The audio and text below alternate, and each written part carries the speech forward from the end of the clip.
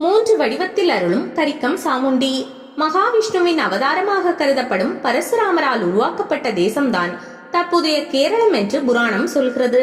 இந்த தேசத்தை உருவாக்கிய பரசுராமர் அங்கு 108 சிவன் கோவில்களையும் 108 அம்பாள் கோவில்களையும் நிறுவினார்.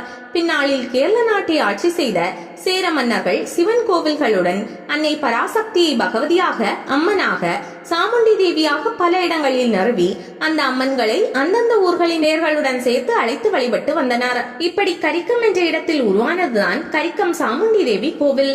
இங்கு அருளும் தேவியை தேவி கரிக்காத்தம்மா என்றும் அழைப்பார்கள். சேர மன்னனான அனுஷம் திருநாள் ராமவர்மா என்பவரின் காலத்தில் உருவான இந்த ஆலயம் பிரசித்தி பெற்ற திருக்கோவில்களில் ஒன்றாக திகழ்ந்து வருகிறது. இவ்வாலயத்தில் உக்ர சொரூபிணியாக வீற்றிருக்கும் ரத்த சாமுண்டி அம்மன் சத்தியத்தை நிலைநாட்டும் தெய்வமாக அருள்பாலித்து வருகிறார். தல வரலாறு: வேதங்களை கற்றறிந்த பராசக்தியின் பக்தனான ஞானி ஒருவர் யோகீஸ்வரன் என்பவரை தன்னுடைய சீடனாக ஏற்று அவருக்கு பல போதனைகளையும் அருளாசிகளையும் வழங்கினார். தன் குருவை போல யோகீஸ்வரனும் பராசக்தியை வழிபாடு செய்து வந்தார். ஒரு முறை யோகீஸ்வரனின் முன்பு ஒரு சிறுமி வடிவத்தில் பராசக்தி தோன்றினாள். அந்த சிறுமியை குருவும் சீடனுமாக சேர்ந்து தற்போது கரிக்கம் ஆலயத்தில் இருக்கும் இடத்திற்கு அழைத்து வந்து பச்சை பந்தல் அமைத்து குடியமர்த்தினர். அப்போது அந்த சிறுமி குரு மற்றும் சீடர் இருவருக்கும் அம்பிகையாக காட்சியளித்து நான் இங்கேயே குடிக்கொள்வேன் என்று கூறி மறைந்தாள். இதையடுத்து அம்பாளின் ஆசைப்படியும் குருவின் ஆலோசனைப்படியும் சீடனான யோகீஸ்வரன் ஒரு அம்மன் சிலையை சிறுமி மறைந்த இடத்தில் பிரதிஷ்டை செய்தார். அந்த அம்மனை தற்போது கரிக்கம் சாமுண்டியாக அருள்பாலிக்கிறார். இந்த அம்மனை பராசக்தி என்றும் பகவதி என்றும் பரமேஸ்வரி என்றும் மக்கள் வழிபடுகின்றனர். ஒரே தேவியை 3 வடிவங்களில் வழிபடுவது இந்த கோவிலின் தனி சிறப்பு. சாமுண்டி தேவி, ரத்த சாமுண்டி தேவி, பால சாமுண்டி தேவி என 3 விதமாக இத்தல அம்மனை பக்தர்கள் வழிபாடு செய்கிறார்கள். இதில் ரத்த சாமுண்டி, பால சாமுண்டி இருவரும் சுவர் சித்திரங்களாகவே உள்ளனர். இவர்களின் சன்னதியில் எந்த சிலை வடிவமும் இல்லை. ஆலய கருவறையில் சாமுண்டி தேவியை விக்கிரகமாக வழிபாடு செய்கின்றனர். தீராத நோய் நீங்கவும் வாழ்வில் அமைதி நிலவவும் இந்த அம்மனை வழிபடுகிறார்கள். இந்த அம்மனுக்கு கடும் பாயாசம் நைவேத்தியமாக படைக்கப்படுகிறது. ரத்த புஷ்பார்ச்சனை, சுயம்பரார்ச்சனை, சகஸ்ரநாம அர்ச்சனை போன்றவை செய்யப்படுகின்றன. பால் பாயாசமும் பஞ்சாமிர்த அபிஷேகமும் செய்வார்கள். காலையில் நிர்மால்ய தரிசனம் முடிந்ததும் உடனடியாக தேவிக்கு நடத்தப்படும் வழிபாடு பஞ்சாமிர்த அபிஷேகம் ஆகும். நினைத்த காரியம் நிறைவேறவும் தடைகள் விலகவும் தொடர்ச்சியாக 13 வெள்ளிக்கிழமைகள் சாமுண்டி தேவிக்கு ரத்த புஷ்பார்ச்சனை செய்து வழிபடுவது ஐதீகமாக உள்ளது. உடல் நலன் வேண்டியும் பயம் விலகவும் இந்த ஆலயத்தில் கருப்பு கயிறு மந்திரித்து கட்டப்படுகிறது. இந்த தாயத்து தேவியின் பாதங்களில் 21 தினங்கள் வைத்து பூஜை செய்து கொடுக்கப்படுவது என்பது குறிப்பிடத்தக்கது. இந்த ஆலயத்தில் ரத்த சாமுண்டி தேவி உக்கிரமான வடிவத்தில் சுவசித்திரமாக இருந்து அருள்பாலித்து வருகிறார்.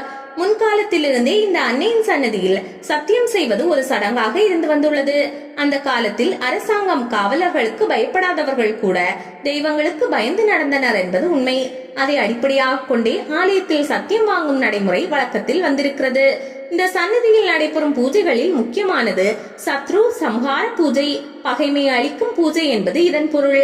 தோஷங்கள், தடைகள் அகலவும், புதிதாக தொடங்கப்பட உள்ள சுபகாரியங்கள் தங்கு தடையின்றி நடைபெறவும், கண் திருஷ்டி நீங்கவும், செய்வினை தோஷம் அகலவும், பகைவர்கள் மூலம் ஏற்படும் பிரச்சனைகள் நீங்கவும் ரத்த சாமுண்டி தேவி சன்னதியில் சிறப்பு பூஜைகள் செய்யப்படுகிறது.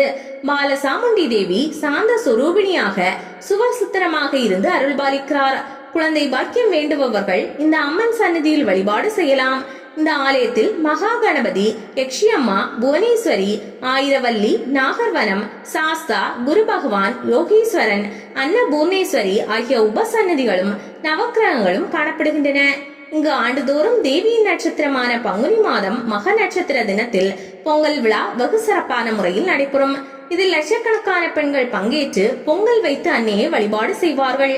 இந்த ஆலயம் தினமும் காலை 5 மணி முதல் பகல் 12 மணி வரையும், மாலை 4:30 மணி முதல் இரவு 8 மணி வரையும் பக்தர்கள் தரிசனம் செய்வதற்காக திறந்து வைக்கப்பட்டிருக்கும். காதலுக்கு உதவி செய்த அம்மன்.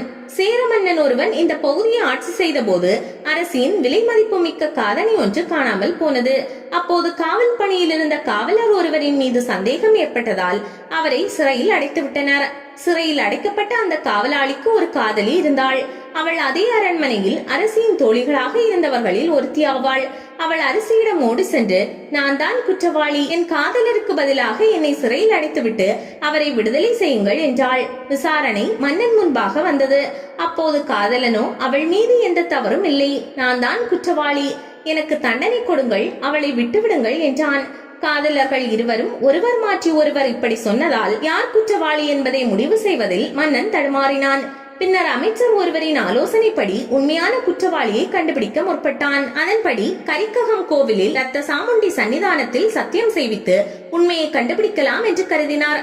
பொய் சத்தியம் செய்பவர்களுக்கு அம்மன் தண்டனை வழங்குவார் என்பது நிச்சயம் என்பதால் அந்த முடிவு எடுக்கப்பட்டது. அரண்மனை காவலனும் அவனது காதலியும் ஆலய குளத்தில் நீராடி ஈர ஆடையுடன் ரத்த சாமுண்டி சன்னதி முன்பாக வந்து நின்றனர். அப்போது அரசின் துணிகளை சலவை செய்யும் பெண்ணொருத்தி அங்கு ஓடோடி வந்தாள். அவள் அங்கிருந்த அரசன் மற்றும் அரசியின் முன்பாக நின்று சலவிக்கு போடப்பட்ட துணியில் அரசியின் காதணி இருப்பதை கண்டேன். அப்போது வெண்ணிலிருந்து இந்த காதணியை என் ஆலயத்தில் இருக்கும் அரசனிடம் கொண்டு போய் கொடு என்ற கரிக்ககம் சாமுண்டி தேவியின் வாக்கு ஒலித்தது.